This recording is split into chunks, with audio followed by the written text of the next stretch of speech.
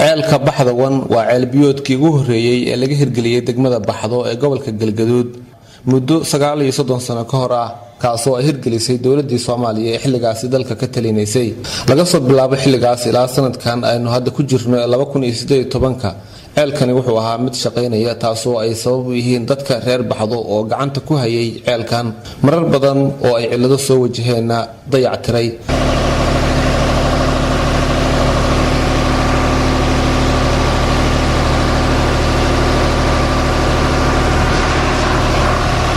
daahir xasan oo kamid ah mas'uuliyiinta degmada Baxdo waxaan daahir ka wareysan doonaa ceelkan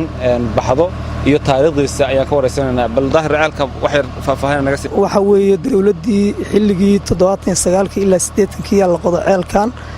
waxay ahaayeen laba ceel oo laga qoday degmada baahi awgeed markii mid la qoday ayaa la yiri kuma filla markii daraasaad badan lagu sameeyay deegaanada iyo aaga u dhow waxaa laga qoday mid labaad ceelkan ceelkii u horeeyo Baxdo 1 magaciisa la dhihi jiray weeye ceelkii kale oo Baxdo 2 ahaana ilaa 6 sano uu dunsan yahay haddana cid wax ka qabatay ma jirin asagana hadda dayiciyo kala waxa ku socda cimrigiyo kale waqtigiisii uu dhaafay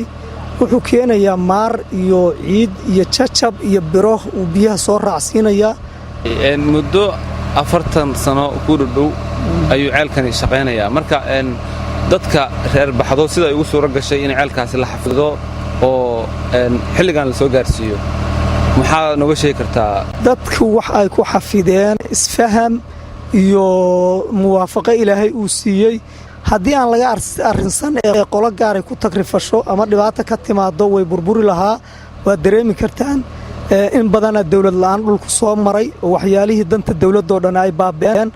wax iskama bedelin sidii dawladdii hore uga dhacday iyo xilligan inta ka dhaxayda wax aan dhalin ahayn oo u siyaaday ma jiraan dadka reer Baxdo ayaa ay sheegay in ceelku uu hadda u baahan yahay dayactir ayna dawladda ka codsanayaan inay ka gacan siiso sidii ceelkaasi uu u sii shaqayn lahaa ceelka Baxdo waa mid ay ku tiirsan yihiin dadka iyo dunyada ku nool deegaanada miyiga ah ee ku teesan degmada Baxdo halkan waa waastada ay xooluhu biyaha ka cabaan haddana waa kan geela iyo maaragtay ummadii hadaariyi way tageen geeli waa kan ummadu kale way cabaysaa marka ilaahan uga xamdinaqaynaa laakiin aad waxaa nooga dayacan ceelka daadiisa haantiisa shidaalkiisa solar horumarka hadda adduunka ka socda waastooyin keybelo haan dheer oo biyo gaarsiisa haddii ceelku hadda ayaan sii joogi lahaa biyaan u isteeqi lahaan dadkii lagu kala gaarsiiyaa la leeyahay cabdi xasan awoowe warbaahinta qaranka Soomaaliyeed Baxdo